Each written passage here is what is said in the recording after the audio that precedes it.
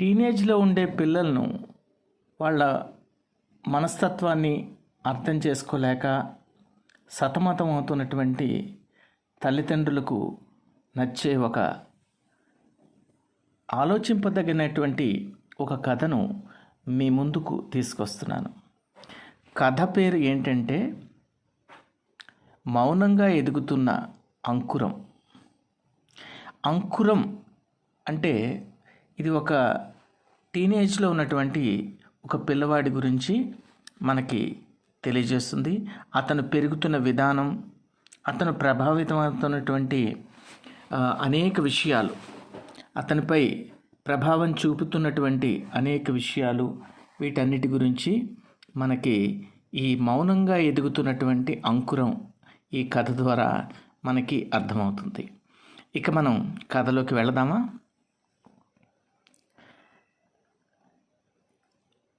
నగర జీవితం, పరుగుల మధ్య పెరుగుతున్నటువంటి పిల్లలు. అది విశాఖపట్నం నగరం ఎప్పట్లాగే పరుగులు తీస్తోంది. ఉదయం 6 గంటలకే రోడ్లపై వాహనాల హారన్ల శబ్దాలు, అపార్ట్మెంట్లలో అలారం మోగే శబ్దాలు. అది ఫ్లాట్ నెంబర్ 504 ఒక అపార్ట్మెంట్లో. శ్రీనివాస్ ఒక మల్టీనేషనల్ కంపెనీలో సీనియర్ మేనేజర్. లత ఆమె ఒక టీచర్. వాస్తవానికి ఆమె జీవితం మొత్తం సిలబస్, పరీక్షలు, హోంవర్క్స్ కరెక్షన్ వీటి మధ్య ఉంటుంది. వాళ్ళకి ఒకే ఒక కొడుకు, పేరు అంకుర్. వయస్సు 14 సంవత్సరాలు, 9వ తరగతి చదువుతున్నాడు. అంకుర్ ఉదయం లేచి బాత్రూమ్కి వెళ్ళే ముందు ఫోన్ చూస్తాడు, బ్రష్ చేస్తూ ఫోన్ చూస్తాడు, టిఫిన్ తింటూ రీల్స్ చూస్తాడు, సాక్స్ వేసుకుంటూ యూట్యూబ్ చూస్తాడు. ఇది అతని ప్రయాణంలో మొదటి ఘట్టం. అతను చూసే ఫోన్ను, చూసే రీల్స్ అతనికి అనేక సందర్భాల్లో కన్ఫ్యూజన్స్ తీసుకొస్తూనే ఉంది. విషయాన్ని తల్లిదండ్రులు కూడా చూస్తున్నారు, కానీ చిన్నపిల్లాడిలే అని సర్దుకుపోతున్నారు. ఈ పిల్లలు ఎప్పుడు అలాగే ఉంటారు అని వాళ్ళని వాళ్ళు ఓదార్చుకుంటున్నారు. అంకుర్ మెదడు నిండా సమాచారం. అతను చూస్తున్న వీడియోల్లో ఒక వీడియో ఏమంటుందంటే, ఇంజనీరింగ్ డెడ్, ఇంజనీరింగ్ చదవద్దు, దానివల్ల భవిష్యత్తు లేదు అని చెప్తూ ఉంటుంది. మరో వీడియో కోడింగ్ నేర్చుకుంటే ₹1,00,00,000 ప్యాకేజ్ ఉంటుందని. మరో వీడియో చూస్తే రాబోయే కాలంలో ఏఐ వచ్చి అన్ని జాబ్స్ను తీసేస్తుందని. మరో వీడియో స్టార్టప్ ఫౌండర్ అవ్వండని. ఇలా అనేక విషయాలు కెరీర్ గైడెన్స్ గురించి చెప్తూ ఉంటాయి. అంకుర్కు రాత్రి నిద్ర పట్టదు. ఎంచేతంటే ఈ వీడియోలో చూసినటువంటి సమాచారం, గ్రహించినటువంటి సమాచారం మెదడు నిండా పేరుకుపోయింది. చివరికి రాత్రి పడుకోవడానికి అతనికి ఆటంకం కలిగించే ప్రశ్న ఏంటంటే, నేనేం కావాలి, భవిష్యత్తులో నేనేం చేయాలి, ఇప్పుడే ఆ నిర్ణయం ఏదో తీసుకోకపోతే నేను వెనకబడిపోతానా, నేను తక్కువ వాడినా? ఇవి అతని మెదడులో చిగురించే ప్రశ్నలు. ఈ ప్రశ్నలకు అతని దగ్గరే కాదు, ఎవరి దగ్గర కూడా సమాధానం లేదు. ఇకపోతే స్కూల్కి వెళ్తే స్కూల్లో టీచర్ అంటుంది, చూడు అంకుర్, అమిత్కి 98% మార్క్స్ వచ్చాయి మిడ్లో. మరి నువ్వు కూడా అతనితో పోటీపడి ఈసారి మరిన్ని మార్కులు తెచ్చుకోవాలి అని చెప్తుంది. నాయనమ్మ ఇంట్లో తనకు తెలుసున్న వాళ్ళకి ఫోన్ చేస్తే అవతల గొంతు నుంచి వినిపించేది ఏంటంటే, మీ మనవడు ఏం చేస్తున్నాడు, మా మనవడు కోడింగ్ నేర్చుకుంటున్నాడు అని చెప్తూ ఉంటుంది. ఇకపోతే ఇన్స్టాగ్రామ్లో ఎవరో టాపర్ అని చెప్తోంది, ఎవరో యంగ్ ఎంటర్ప్రెన్యూర్ అని చెప్తోంది, ఎవరో ట్రావెల్ వ్లాగర్ అని చెప్తోంది. అంకుర్ తనను తాను అడుగుతున్నాడు, నేనెందుకు ఇలా ఉన్నాను? నేనేం చెయ్యాలి? నేనేమవ్వాలి? ఈ ప్రశ్నలకు క్రమంగా అతనిలో ద్వేషం పుడుతుంది. ఈ ప్రశ్నలే అతనికి ద్వేషంగా మారుతున్నాయి. ద్వేషం ఎవరి మీద? తన మీద, ఉన్నటువంటి వ్యవస్థ మీద, మారుతున్నటువంటి సమాజం మీద. లతకు నిజంగా కొడుకు మీద ప్రేమ ఉంది. కానీ ఆ ప్రేమ భయంతో కలిసిపోయి, ఏ భయం? భవిష్యత్ అంటే భయం. కొడుకు యొక్క భవిష్యత్ అంటే భయం. ఆ భయంతో కలిసిపోయి ప్రేమ కూడా కాస్తంత కల్తీగా ఉన్నట్టు కనిపిస్తోంది. తన కొడుకుతో ఏం చెప్తుందంటే, ఇప్పుడే కష్టపడకపోతే భవిష్యత్తులో బాధపడతావు, అంచేత కష్టపడి చదవాలా? ఏం చదవాలి? ఈ మాటలు ఆమెకు బాగానే ఉన్నాయి. అంకుర్కు మాత్రం రోజు రోజుకు క్రమక్రమంగా బరువును పెంచేస్తున్నాయి. ఇకపోతే తండ్రి శ్రీనివాస్కి టైం లేదు. అతనికి మాత్రం ఆశలు చాలా ఎక్కువే.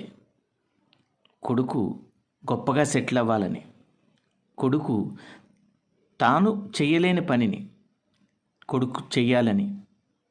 కొడుకు ఎలా సెటిల్ అవ్వాలంటే, తాను ఏమనుకుని సెటిల్ అవుదామనుకుని తాను మిస్ అయ్యాడో కొడుకు ఆయా రంగాల్లో స్థిరపడాలని.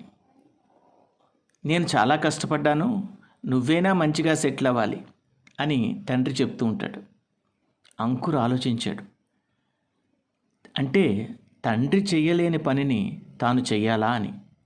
అంటే నేను వాళ్ళ ఆశల భారమేనా అని. అంకుర్ ఎక్కువసేపు ఫోన్లోనే ఉంటాడు. కారణం, అది వ్యసనం కాదు, అది తప్పించుకోవడం.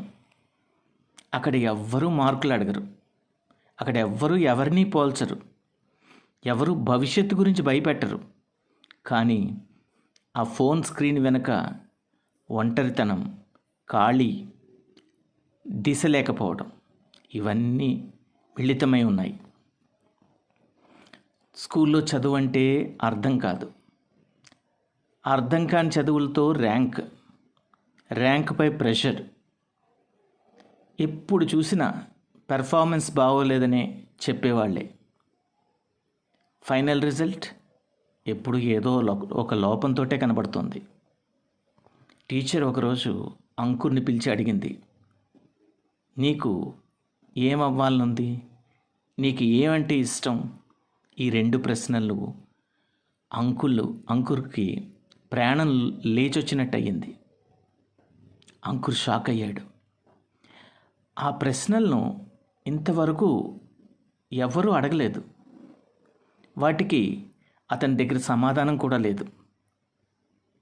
ఒకరోజు మిడ్ టర్మ్ ఎగ్జామినేషన్స్ పూర్తయ్యాయి.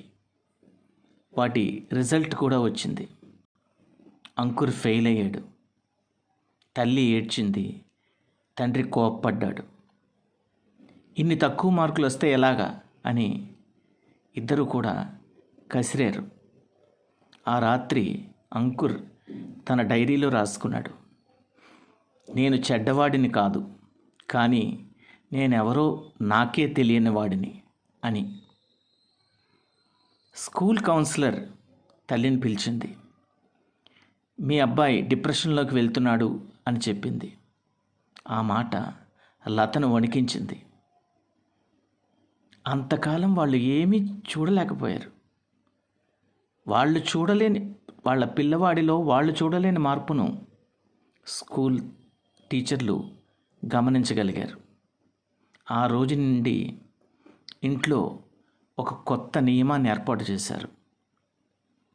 రాత్రి 9 దాటిన తర్వాత ఫోన్లన్నీ బంద్ చేయాలని, కుటుంబ సభ్యులందరూ కలిసి మాట్లాడుకోవాలని.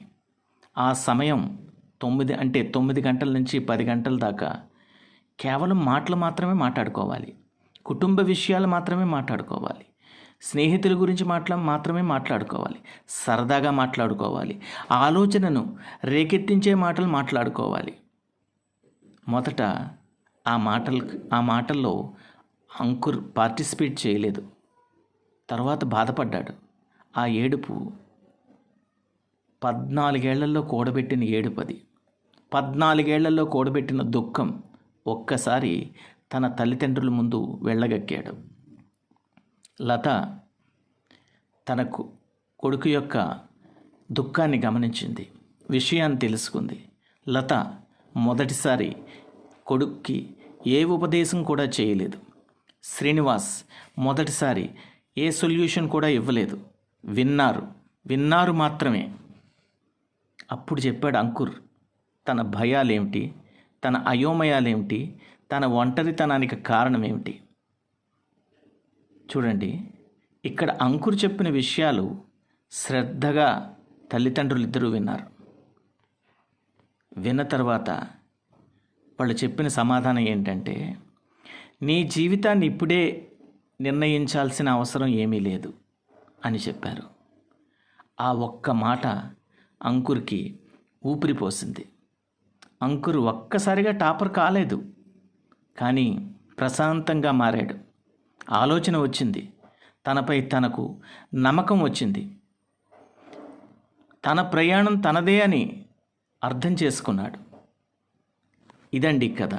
ఇక్కడితో కథ పూర్తయింది. అయితే ఈ కథలో మనకు ఒక బలమైనటువంటి సందేశం లభిస్తోంది. అదేంటంటే, ముఖ్యంగా తల్లిదండ్రులు గమనించాల్సిన సందేశం ఇది. ఈ తరం పిల్లలు బలహీనులు కాదు, వాళ్ళు అలసిపోతున్నారంతే. దేనివల్ల అలసిపోతున్నారు? సమాచారం ఓవర్లోడింగ్ అవ్వడం వల్ల. ఎక్కడ చూసినా సమాచారమే వాళ్ళకి. టెక్స్ట్ బుక్లో సమాచారం, మెటీరియల్స్లో సమాచారం, ఇంటర్నెట్లో సమాచారం, లైబ్రరీలో సమాచారం, రీల్స్లో సమాచారం, ఇన్స్టాగ్రామ్లో సమాచారం, ఇలా సోషల్ మీడియా అంతా సమాచారమే. వాళ్ళకి సమాచారం అవసరం లేదు, అవగాహన అవసరం. వాళ్ళకి మనం చెప్పాల్సింది సమాచారంపై అవగాహన కలిగించడం. వాళ్ళకు ఒక మార్గం కావాలి, మోతాదు కాదు. మౌనంగా రోధిస్తున్న ఈ తరాన్ని మనం తల్లిదండ్రులుగా వినడం నేర్చుకుంటే వాళ్ళ భవిష్యత్తు దానంతట అదే వికసిస్తుంది.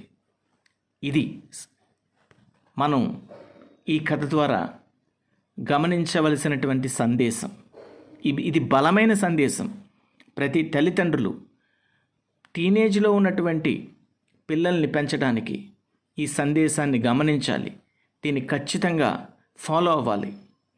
అప్పుడు వాళ్ళ పిల్లలకి తల్లిదండ్రులు ఒక బంగారు భవిష్యత్తుని ఏర్పాటు చేసిన వాళ్ళు అవుతారు. కథ బాగుంది కదండి. మరొక కథతో మళ్ళీ కలుద్దాం.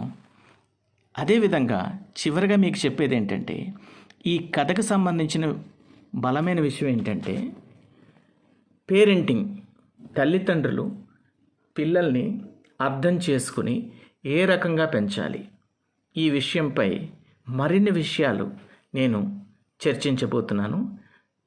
ఇది ఒక సిరీస్లా విడుదల చేస్తున్నాను. ఒక్కొక్క వీడియోని చూసిన తర్వాత నా అభ్యర్థన ఏంటంటే, ప్రతి తల్లిదండ్రులు తమ పిల్లల్ని అర్థం చేసుకుని వాళ్ళకి ఇష్టమైన మార్గంలో నడిపిస్తూ, మార్గనిర్దేశకత్వం చేస్తూ, వాళ్ళ ఉజ్వల భవిష్యత్తుకు బలమైన పునాదులు వేస్తారని ఆశిస్తూ, ఇట్లు మీ జీవన మార్గదర్శి.